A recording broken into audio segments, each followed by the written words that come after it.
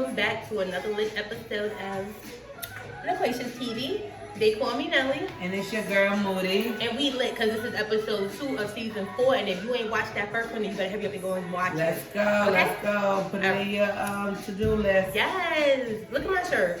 What's going on? What it say? Get the stuff in. Get the stuff in. Yo, if you know me, you know I love Martin, so don't even play with it. No. But let's jump into some things because I had some things I wanted to chat about. So earlier in the week, happy Friday to everybody. Happy Friday, guys. I hope that you guys had a great week. Hopefully it was productive. Yeah, Valentine's Day was at the beginning of the week, but let us know what you did. Drop that in the comment section. Don't forget to hit that like button, subscribe, and share. Briefly though, I've been seeing a lot of hate crime against Pacific/Asian people. So there's been like a few. The crime rate against them has been higher than normal. Right. I think like COVID definitely spiked it a lot. They were being targeted a lot. And I believe that at that time that was happening, that was a thing. But I also feel that now, in like the more recent attacks, that the people that has done the attacks were mentally disturbed. Right. I don't think that they were purposely choosing these Asian people. Now, I don't know what they were choosing, but I just don't feel that everything should be labeled a hate crime against Pacific Asians when there's been things done to other ethnicities and we don't label those things as hate crimes. We just label them as crimes. It be a hate crime, but it just don't be like a classification where it's protected. Right, and then even when Biden got in office, they kind of like passed a Pacific Asian hate crime law that if you do something against them, and no shade to any ethnicity, I love y'all all, but I just feel like us as a people have been attacked and brutalized and degraded for centuries, and we haven't had a treaty law, a treaty, nothing. So those things bother me. So just for the record, I love everybody, but everybody should be treated equally, especially in 2022 where everything is more on Front Street.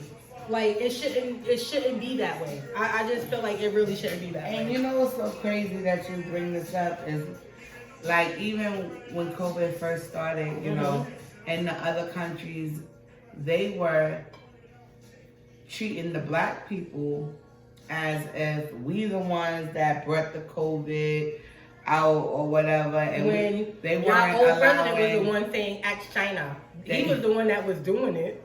And they weren't allowing black folks to go to hospitals. They were kicking them out their homes, and there was no protection for the black culture in Asia, China, whatever you want to call it. But we in the United States, we always feel the need to make the other ethnicities feel more protected and superior. Right, and they're just as much as a minority superior as us.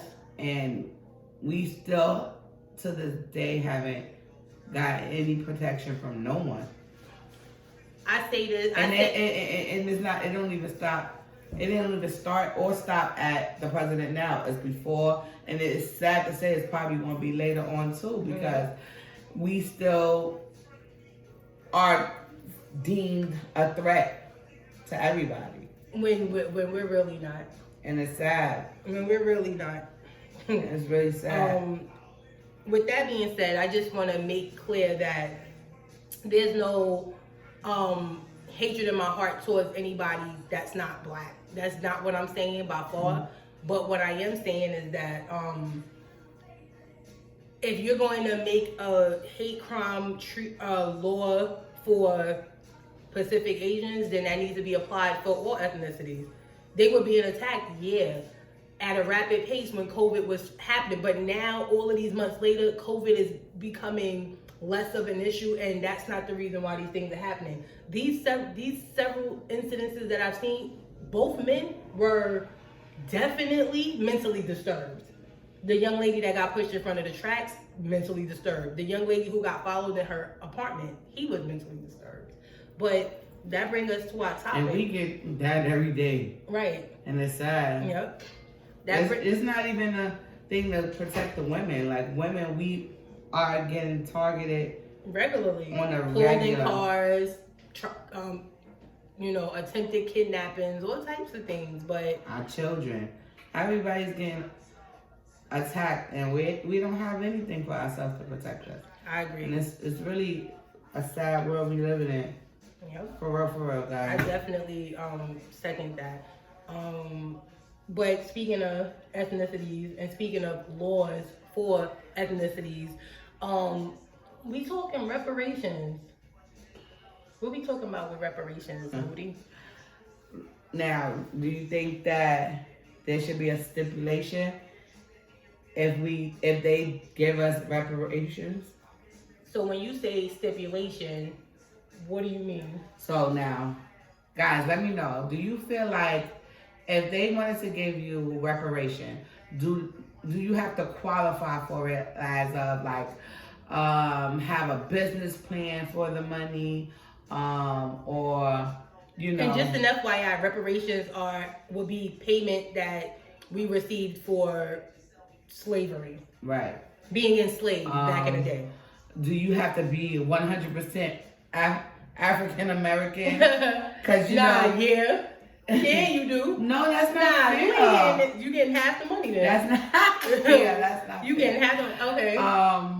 Like, do you think it should be any type of stipulation? Let me answer. Or like they should just give it and let people do what they feel the need. But this is my thing. How do you determine who to give it to too?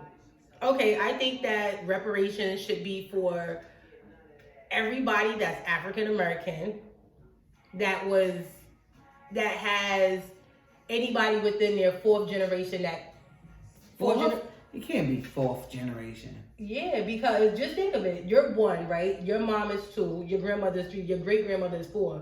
My daughter though is 1. Yeah, but you share your money with her.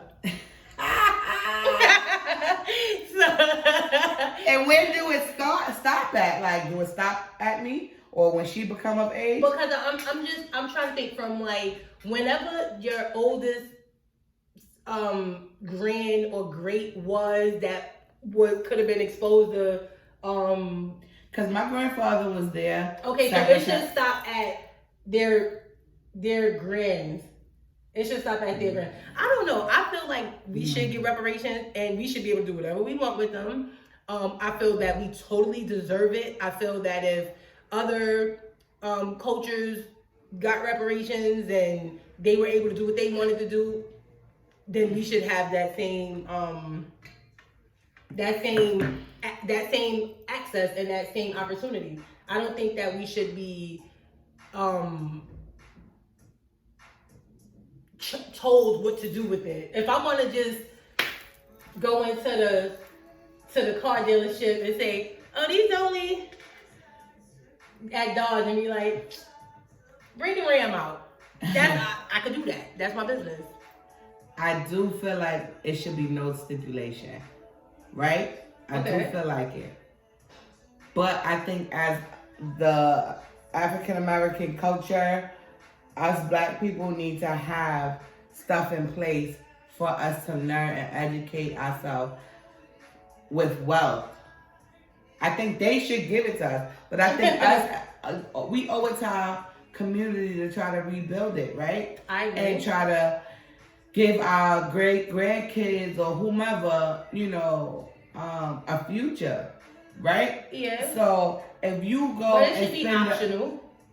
No, I don't think it should be optional though. But so then you're saying that there's stipulations then? But no, I don't think they should give us a stipulation. You think the other boys? No, I think I think we should hold each other accountable for our money. No. Yeah. Nah, I'm going in the Gucci store. Let me get one of everything. I'm gonna resell it. Well, it's a business plan. It's a business plan. See? It's a business plan. This is what I'm trying to tell y'all. It shouldn't be no stipulations to it. And I think if we want to get stipulations, there are outlets where African Americans are able to educate themselves and receive the knowledge that they need in order to grow financially. It's been those things. Do we utilize it?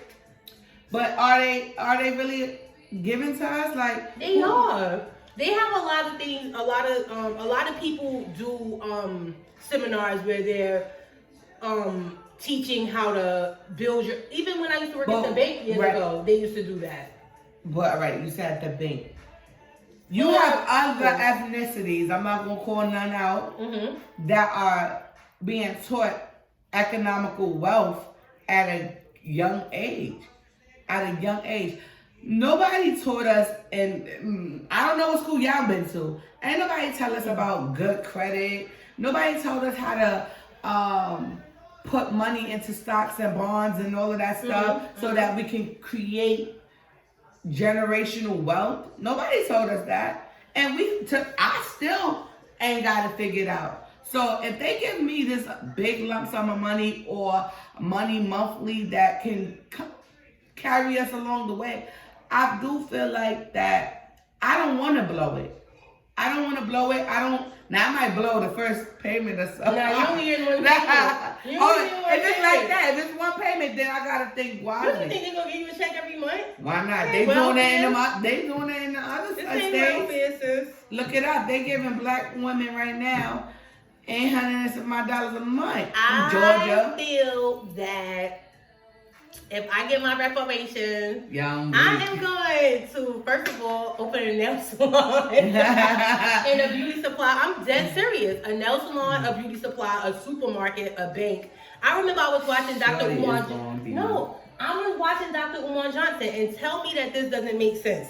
Name a state where they have, I think it was the 5 pillars. It was a all black hospital, all black bank, all black supermarket, all black school, and I forget what the 5th one is, because you haven't seen that anywhere, and you're not going to see that anywhere. So if I got my reparations, me personally, I will open up these different entities, all black staff, no shade to my other people, all black staff. I would educate them, I would employ them, and that's what I mean. Teach them. So I would get a whole community, Moody, and it would be all black owned businesses. We need a black beauty supply. I'm tired of giving other people.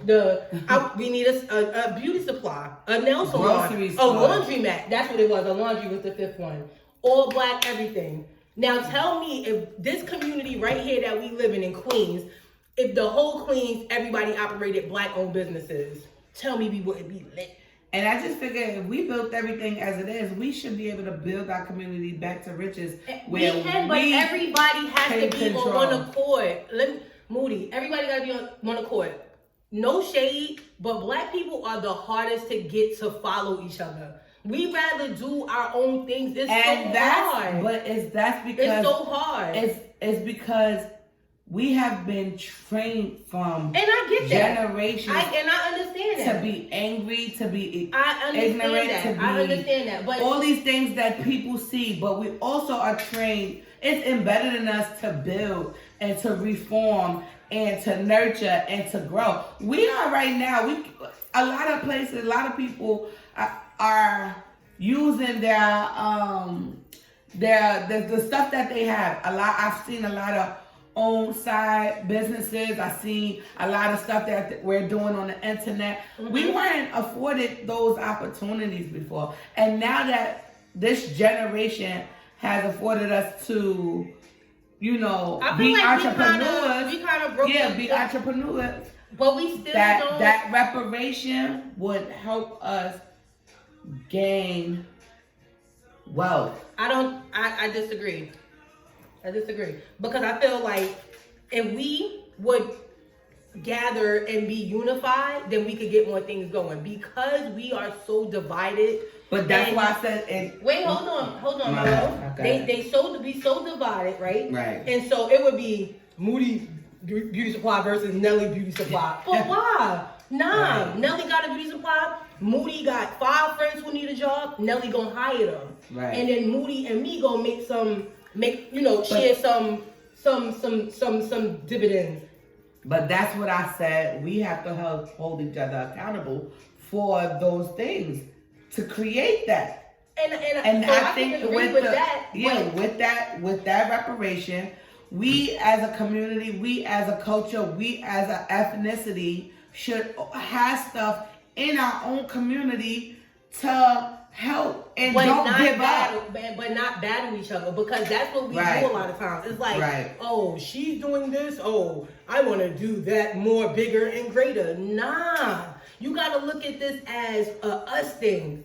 Now, let's just say, because we in Queens, let's just say this. Now, Queens got different towns. Right. So you got Auburn and you got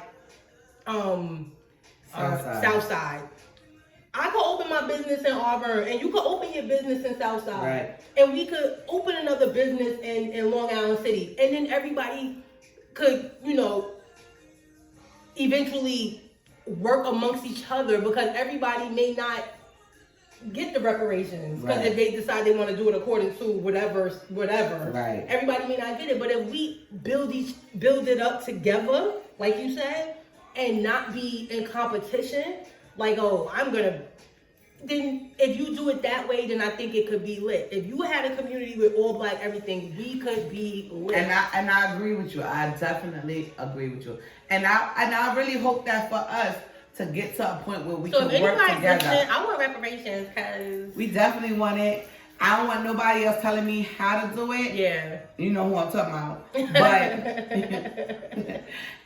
But I do want us as a community to come together and make a plan to win. Yes, absolutely. We don't got to be at each other's throats all the time. We could come together, like, even with this business that we do here, Reparations TV. Absolutely. Time and time again, I try to encourage people to support us. Why? Because I'm like, we're two girls from Queens that you guys know. So like, why wouldn't you give us love or show us love for a 20-minute, once a week episode where you would binge watch Love and Hip Hop for the whole day. Yeah. So and it's not the same exact thing, but it's the same in sense of support. And like, you won't support this, but you'll support that. Right. And at this point in life, like, we just gotta see if we better together than apart. We better together. I'm gonna just give a quick little story before we wrap it up. I was at the laundry the other day, and it was only me, African American, and another African American. And I go to the laundry in a predominantly Spanish area, and everybody was waiting for a dryer. And the Spanish man was just being nasty. So the other black lady that was there had a dryer. She was like, "Oh sis, you need this dryer?" And everybody was waiting for a dryer. And I was like, "Yup." And I put my stuff in here. I was like, "Yeah, because we got to stick together." And I didn't mean that in no movie type time. Right. Or no picket fencing. Yeah, none of that. I just was like, we got to stick together, because they do. Nobody in there knew each other, but because they all had one thing in common, they were Spanish and they knew Espanol. And I'm like, yeah, I need that. And I threw my clothes in. And it's not to say that I bullied my way. It's just to say that because she was a fellow sister, she held me down. Yeah. And it was like, yeah. She understood the assignment. Yeah, and we stuck together and we did our thing. And that's how we gotta be. Like, you could hold the door for somebody, help them with their groceries, or give them a little dime if they shortchanged at a store or something. We don't always gotta be at each other's throats. Tell somebody they look nice. Tell somebody they did a good job. Tell a black man he's a king. Tell a black woman she's a queen, she's beautiful. Those things are not going to hurt you. They rather see us divided than unified, because they know if us go like this, we lit. But it's because we over here and over there and over there. That's why we not a force to be reckoned with. We only a force together, not by ourselves. Y'all gotta support your peoples. Absolutely. Support your people. And just, what's that little word that's saying, each one teach one? Each one teach one? Like, we really gotta do that. We really gotta apply that to our daily life. Yep. Because our generation counts on it. Yep. And we in our 30s, she in her 40s. And so, you know, we got kids that we raising and we trying to break that curse for them too. Absolutely. Because I feel like it's been semi-broken in our generation, but we could break it even more. We got to do better, guys. We got to do better. And if we never get reparations and we just got it, we still got to give back and feed and grow our community, period. Reparation or no reparation. Feed and grow your own people because nobody else is going to do it. You see how people operate. Nobody's gonna do it. We gotta do it. We gotta do it. And then if not for us, for our kids and their kids, we gotta do it. Come on. And maybe one year, one generation will finally get it. And this is what our ancestors paved the way for, and we gotta pave the way for them too. And you as an ancestor. Shit. I said you an ancestor. Yeah, whatever. This has been another episode of Loquacious TV. They call me Nelly. And it's your girl Moody. And we will be back next Friday to talk a little shunting about something else. So make sure you tune in. Don't forget to subscribe. Don't forget to like. Don't forget to share. You got anything to say, boo? And get the stuff in. Bye. Later,